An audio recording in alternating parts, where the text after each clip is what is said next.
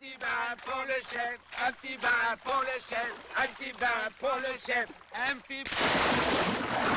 Bonjour à tous et soyez les bienvenus sur Nienko TV. Lorsque j'ai su que c'était au tour de la 7ème compagnie d'y passer, j'ai vraiment cru qu'on allait avoir un problème. Car c'est vous qui avez choisi le programme de cette semaine, à savoir le premier volet de la trilogie de la 7ème compagnie, et vous étiez 40% sur 4 sélections de films, c'est énorme, 40% à avoir demandé à ce que je fasse la 7ème compagnie. Ça fait un petit moment qu'on en parlait, et il fallait bien que j'en parle un jour, puisque depuis que j'ai décidé de me tourner uniquement vers le cinéma français, ou quasiment, on ne pouvait pas ne jamais parler de la 7ème compagnie.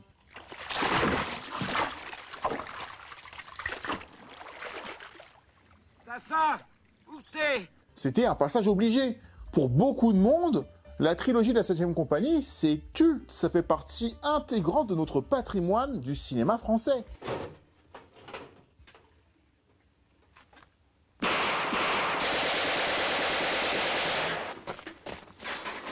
J'ai glissé, chef. Mais pas pour moi, car personnellement, la 7ème compagnie, ça n'avait jamais, et pourtant j'ai essayé, jamais pris. Mais aujourd'hui, j'ai pas eu le choix, j'ai dû le regarder en entier pour pouvoir faire la vidéo, on en parlera un petit peu plus tard, parce que jusque-là, avant d'y être contraint et forcé pour vous, je n'avais jamais réussi à en regarder un en entier. Ce qui fait que je ne pouvais pas dire catégoriquement que je n'aimais pas ça. Mais j'arrivais pas à rentrer dedans. Au bout de 5 minutes, je me lassais. J'ai essayé de regarder avec mes parents quand j'étais petit, plusieurs fois, chaque fois que ça passait à la télé, je me suis dit, bon, je me pose, je vais essayer. Et au bout de 5 minutes, je décrochais et j'allais dans ma chambre.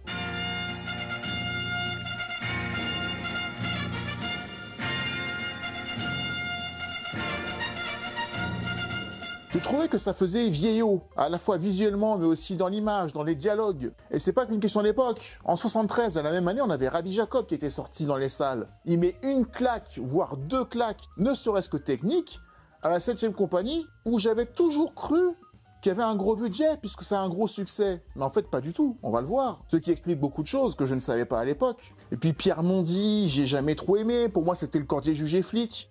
Et ça a surtout été celui qui aurait dû jouer Gerbert dans la saga des gendarmes, mais c'est Galabru qui avait eu le rôle. Et Jean Lefebvre, c'était un exilé des gendarmes aussi. Dès le 2e, ils en voulaient plus, il a fait quand même les 4 premiers, mais il est absent des 2 derniers, c'est pas pour rien. Et en plus, quand ils ont tourné les 3 films de la 7ème compagnie, 73, 75, 77, comme par hasard, il n'y avait pas de gendarmes, parce que De Funès avait fait une pause. Il avait dit qu'il ne tournerait plus qu'avec Gérard Houry et qu'il souhaitait s'éloigner du cinéma un petit peu franchouillard, justement, c'est le mot. Donc le champ était libre pour le cinéma beauf, le cinéma ringard. Et quand je dis ça, c'est pas péjoratif. Attention, la 7ème compagnie se veut volontairement franchouillard. C'est l'identité, c'est l'ADN du film. Justement, chef, pour la nage comme vous faites là, la main, c'est comme ça ou comme ça? C'était volontairement fait comme ça et c'était assumé. Donc je ne peux pas dire que c'est pas bon. Je peux dire que je n'aimais pas, parce que je n'aime pas le côté franchouillard et ringard et lourd dans l'humour. Il y a 2 choses dans l'humour que je n'aime pas, c'est le côté ringard et le côté débile gratuit. T'es là ou t'es pas là? T'es pas là? Bah où t'es que t'es? Où c'est que t'es pas là? T'es pas là, où c'est que t'es là? T'es là! C'est pas fait pour moi. Et pour moi, la 7ème compagnie, c'est la synthèse parfaite de la comédie franchouillarde. C'est comme si on prenait les gendarmes, qu'on enlevait De Funès, qu'on laissait les 5 autres tout seuls se démerder, et ben je vais vous dire, aussi immense que l'était Michel Galabru, ou même Grosso et Modo, il resterait pas grand chose aux gendarmes si De Funès n'était pas dedans. Un lapin, chef.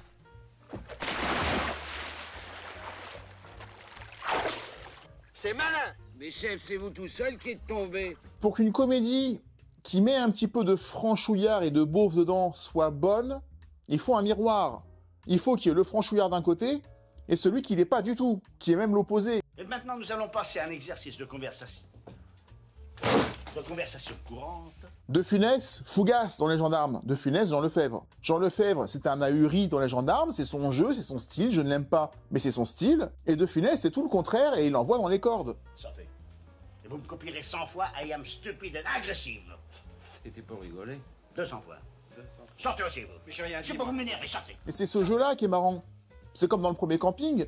Si j'adore le premier camping, qui est un de mes films comiques préférés, alors qu'il y a Franck Dubosc dedans, qui est pour moi aussi le sommet de la beaufitude. Alors? On n'attend pas Patrick? Plus de nos jours, Eh ben, si le film est bon, c'est parce qu'il est c'est parce qu'il a en face de lui Michel Saint-Josse, Gérard Lanvin, qui est exactement l'extrême et qui est tellement extrêmement opposé à la beaufitude qu'il en est imbuvable lui aussi dans son genre. C'est cet équilibre auquel je tiens. On va bientôt faire le sens de la fête la semaine prochaine. C'est une comédie où chacun a son rôle à la perfection et c'est un équilibre fragile de faire tenir tout ça sans que personne ne prenne le dessus. Tu as le patron un petit peu acariâtre, tu as celui qui ne comprend rien, tu as celle qui gueule tout le temps, tu as le chanteur un petit peu ringard qui se la pète. Tu as tout ce beau monde qu'on verra la semaine prochaine qui font que le film est complet, que tout le monde se complète et qu'on a une vraie équipe. Ça, c'est fort. Je me presse de ne pas pleurer pour avoir le temps de... Allez, ma Corinne que j'ai pas embrassée. Je pourrais le taper, lui. Si tu n'as que des ringards tous ensemble, comme je pensais que c'était le cas dans la 7ème compagnie, ça peut pas marcher, en tout cas pas avec moi.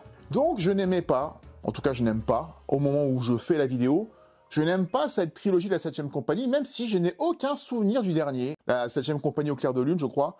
Je ne l'ai jamais vu, je pense.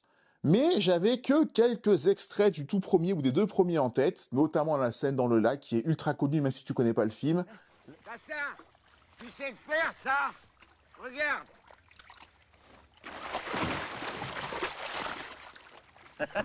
La scène où ils vont chercher à manger chez un épicier français en se faisant passer pour des Allemands. J'avais quand même les scènes clés en tête que je connaissais, mais que je n'avais pas vu dans l'ordre, que je n'ai pas vu dans l'intégralité du film.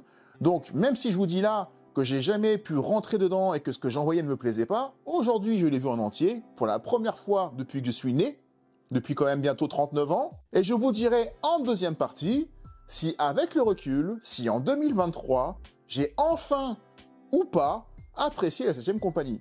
Ce sera, je pense, pour une fois, la partie la plus intéressante de ma vidéo, où vous allez savoir si en 2023, on peut découvrir ce film pour la première fois et le trouver bon, ou alors est-ce que c'est trop tard parce qu'on avait besoin du contexte et de la nostalgie pour trouver les personnages attachants. Réponse tout à l'heure. Ça fait du halaï? Du halaï? Mon camarade, il veut du halaï. Allez chercher du halaï. Dans une première partie, je reviendrai, comme d'habitude, sur les anecdotes que j'ai pu trouver sur le film qui sont déjà ultra connues, même quand tu connais pas les films, moi je les connaissais. Et il y en a même d'autres sur le YouTube français, sur le YouTube ciné français qui ont parlé de la 7ème compagnie, je pense notamment à The Reg. Hello. Donc si vous avez vu sa vidéo, je vais pas vous apprendre grand chose, mais je vais quand même dire ce que j'ai trouvé sur le film, pour ceux qui connaîtraient pas du tout la chaîne de The Reg que je vous conseille, ou ceux qui se sont jamais renseignés. La première partie sera sur le tournage et les anecdotes que j'ai pu trouver, et la deuxième partie qui, pour une fois, je pense, sera la plus intéressante de ma vidéo. Qu'est-ce que je pense de la 7ème compagnie, alors que j'ai mis plus de 30 ans à regarder le film en entier. Pardonnez-moi cette intro un peu longue, comme d'habitude, mais je pense que c'était plus que jamais nécessaire. On est parti.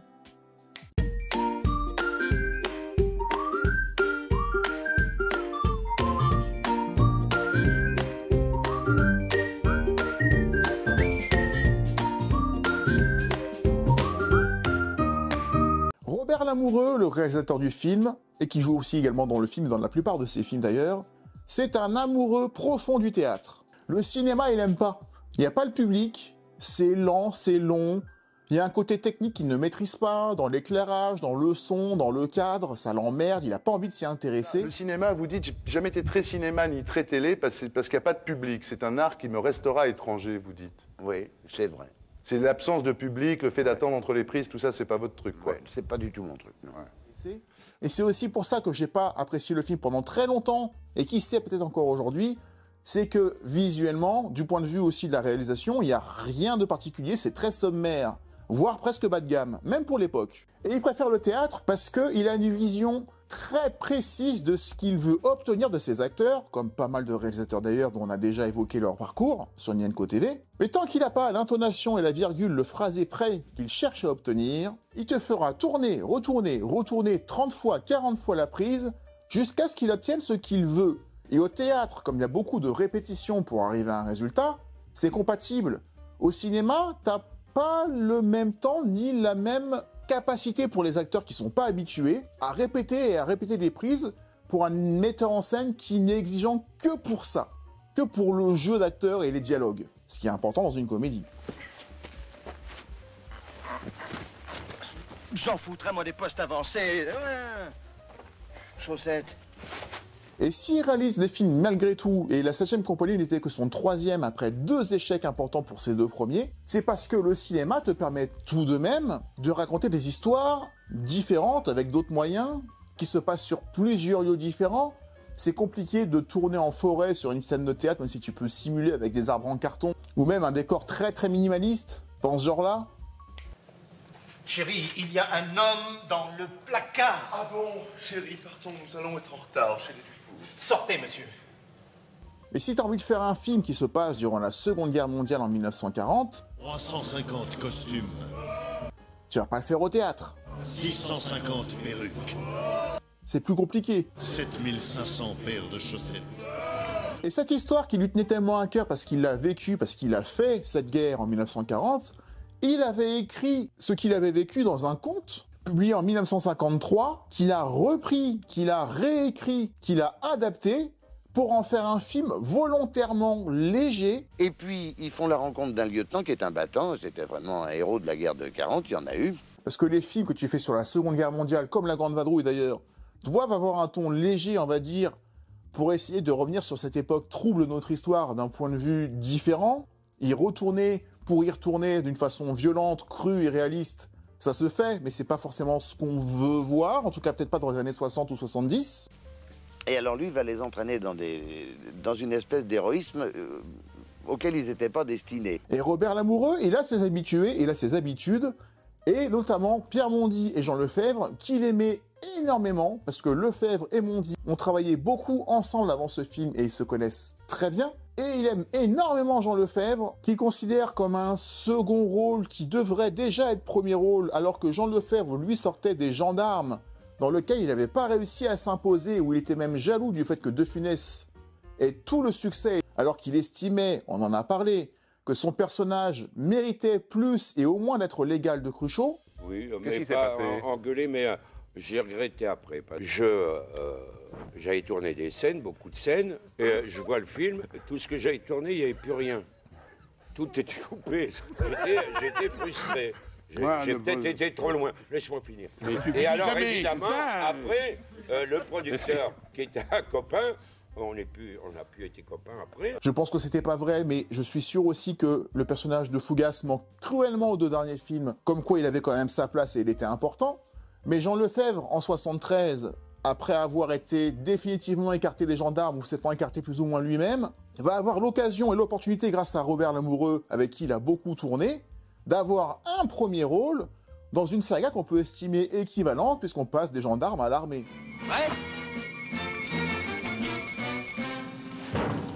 J'ai glissé, chef. Et Robert Lamoureux, il aime pas tellement les stars qui ont la grosse tête, il préfère tourner avec des seconds rôles qu'il trouve excellents, tous ceux qu'on voit dans le film, pour leur donner à tous un premier rôle pour une film de troupe, dans lequel il y aura aussi beaucoup de visages secondaires que l'on voit souvent dans les films avec Louis de Funès, tels que Pierre Tornade qui est dans le film, Robert Dalban, Paul Mercey, qu'on a vu la même année dans Rabbi Jacob et qu'on a aussi vu dans La Grande Vadrouille, ou encore dans le rôle du curé dans la magnifique scène du gendarme en balade. Et monsieur le curé désirerait une petite aide financière pour les réparations qui s'imposent. Certes, il semblerait que la solidarité de tous les paroissiens devrait s'affirmer. Ou Florence Blot, qui est une infirmière dans le film et qui joue aussi dans quelques films de De Funès, avec De Funès plutôt, comme Jo ou comme Fantomas se déchaîne, ou aussi dans Faites sauter la banque, c'est la femme de ménage.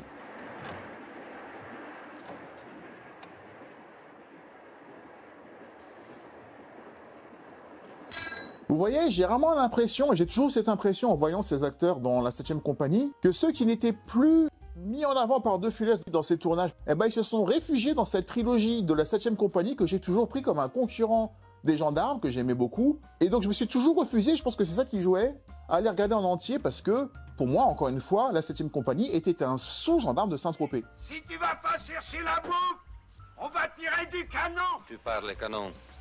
Je sais même pas comment il marche, les canons.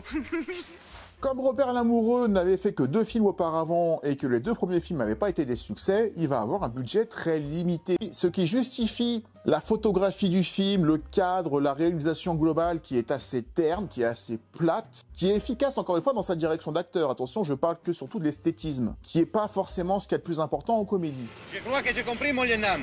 À mon avis, ça doit être un truc comme que dirait... automatique. Et à noter que les appareils de guerre que l'on voit dans le film, les avions, les véhicules, c'était difficile de trouver des véhicules de l'époque français ou allemands, et ils ont dû prendre essentiellement des appareils américains qu'ils ont relookés aux couleurs franco-allemandes afin de simuler la reconstitution historique en France dans les années 40. Passé ce souci technique d'avoir des véhicules qui fassent illusion que c'était des véhicules français ou allemands, la principale difficulté du film, c'était dans la gestion des égos de certains acteurs sur le tournage. C'était léger, hein. Mais il y a des exemples qui sont assez parlants. On a parlé plusieurs fois de Jean Lefebvre dans les vidéos avec Louis de Funès, mais Jean Lefebvre, comme c'était un flambeur joueur de casino, il dépensait ses cachets le soir même dans les casinos d'Enghien-les-Bains ou dans les casinos alentours sur les lieux de tournage, et il arrivait souvent en retard sur les tournages, parfois le texte non su, et comme Robert Lamoureux aime beaucoup Jean Lefebvre, il va lui pardonner beaucoup de choses. Beaucoup de choses qu'il ne pardonne pas à Aldo Macione, qui est le numéro 3 du trio, qui lui est un plaisantin, qui fait beaucoup de blagues, qui aime beaucoup l'humour détendu et qui n'hésite pas à perturber les prises avec des improvisations. Vas-y, Mike. Bruno, connard. Vas-y, Bruno Connard. Imbécile. Ferrari, Bruno Ferrari. Ah, Bruno Ferrari. Ce que Robert Lamoureux n'aime pas du tout, donc il va pas le rater, en lui faisant jouer parfois des prises pendant 35 ou 40 fois, là où le réalisateur était beaucoup plus coulant avec Jean Lefebvre. Ça va tellement gonfler Aldo Macione qu'il va quitter le tournage à un moment donné à pied sans rien dire, et va marcher plusieurs heures pour trouver un téléphone, et appeler le producteur Alain Poiré pour lui dire qu'il n'était pas content du tournage et de comment ça se passait. Un coup de gueule qui n'a pas vraiment d'incidence parce que globalement le tournage restait bon enfant. Je vous passe les détails sur la forêt de Machecoul que l'on voit dans le film qui est en fait la forêt de Fontainebleau, alors que c'est censé se passer en Loire-Atlantique. C'est pas des détails intéressants et ils sont tous archi connus. Je vous propose de passer à la deuxième partie de la vidéo, la plus importante, la 7e compagnie, la revanche. Est-ce que j'aime le film maintenant ou pas? On est parti pour la critique.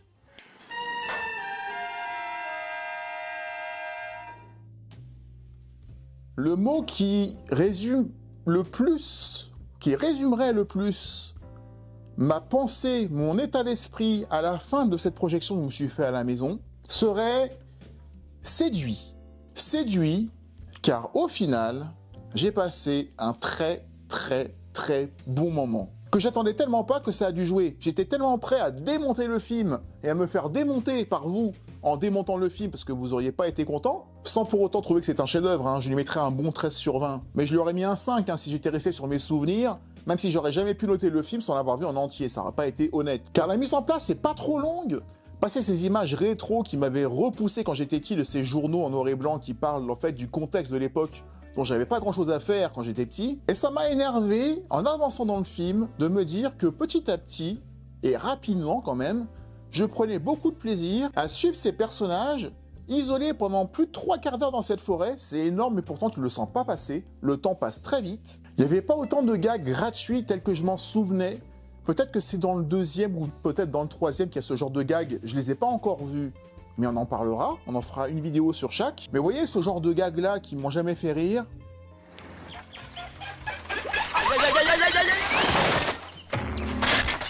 Vous voyez ça pour moi c'était le film. Mais il y en a très peu des gags comme ça où on voit juste ah il tombe. C'est pas drôle ça. Même la scène où Jean Lefebvre tombe en forêt vers le début du film. À un moment donné je me suis dit tiens un gag pas drôle. Mais non même pas. Parce que ce gag n'est pas vraiment un gag, il est juste là pour montrer que sa chaussure est tellement usée qu'à un moment donné, ça va forcément avoir un impact dans le film. Et ça va avoir un impact, puisque ça va retarder, et il va beaucoup jouer là-dessus, leur sortie de la forêt dans laquelle ils sont finalement pas si mal en temps de guerre. Ça nous permet de voir ce personnage, Pithiviers, certes flemmard et pas très courageux, mais qui se sent bien dans cette forêt, dans laquelle il survit très bien, il arrive à trouver un lapin, à le tuer pour manger.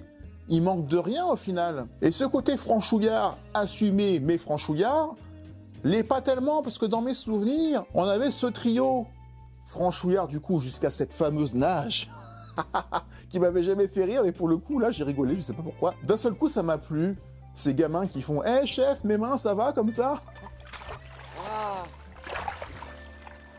Ça va moi les mains chef? Ça va. Mais pour moi il manquait un leader, parce que Pierre Monty c'est pas vraiment un leader. Il râle, certes un petit peu pour leur dire « Eh les gars, c'est bon, c'est la guerre quand même », mais il y met pas beaucoup du sien parce que lui aussi il est peut-être pas si mal. Sauf que là où l'histoire est sympa, c'est que à force de fuir la guerre, ils vont quand même ne pas avoir le choix et la confronter et faire des choses qui sont plutôt pas mal. Mais ma plus belle surprise, c'est ce quatrième personnage que j'avais complètement oublié, voire que j'avais peut-être jamais vu. Ce quatrième personnage, l'aviateur qui a été abattu et qui a bien survécu, qui va arriver dans cette compagnie et en prendre le commandement, et qui va amener le décalage dont je vous parlais tout à l'heure, qui est nécessaire. Garde à vous! Rigolez pas, chef. Je vais tout foutre par terre. Vous avez pensé au sel? Garde à vous, nom de Dieu! Oh, mais qu'est-ce qui vous prend? À savoir qu'on a 3 pantouflards franchouillards un peu feignants, et un mec qui s'attend à avoir des guerriers devant lui, et là les caractères vont un petit peu s'affirmer. C'est que le lapin, ça demande à être saisi.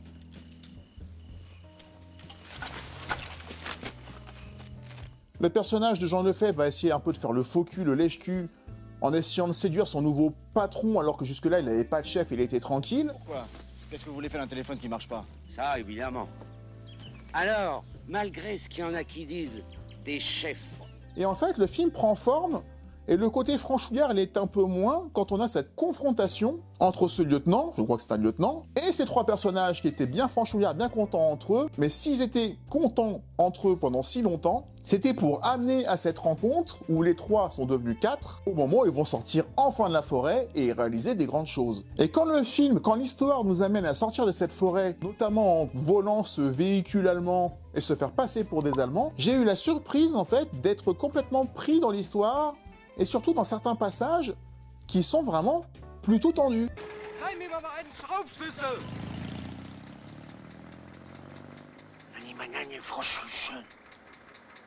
Les contrôles où ils doivent se faire passer pour des Allemands et où des Allemands leur parlent et qui comprennent absolument rien. La scène où ils demandent en fait un outil à Fougas, à Pithiviers, et qui sait absolument pas quoi faire et qui consulte chacun de ses collègues pour dire qu'est-ce que je fais, et que personne veut se mouiller parce que personne ne sait quoi faire, et qu'il a un bol monstrueux de trouver la clé à molette, je crois, et lui donner et dire « Dankeschön ».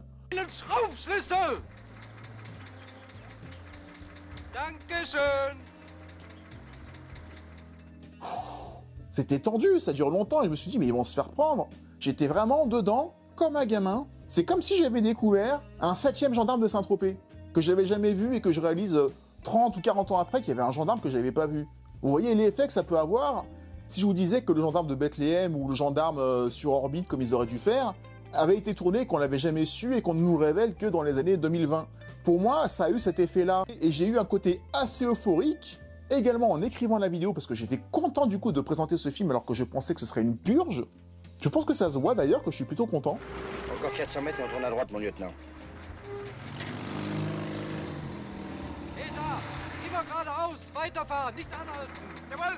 C'est tendu quand ça doit être tendu. C'est drôle sans être hilarant non plus quand ça doit l'être. La scène que j'ai préférée, je crois, mis à part la scène du lac, c'est la scène avec le canon où ils essayent d'abattre des Allemands alors que le canon est coincé et qu'ils prennent leur temps pour essayer de bien s'aligner devant les Allemands qui bougent pas parce qu'ils comprennent pas ce qui se passe. Un peu plus par là.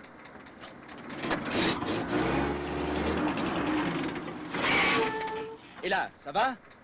Un peu plus par là. Avant de détruire la voiture allemande, c'est pas mal. Franchement, ça fonctionne. Et même aujourd'hui, ça fonctionne.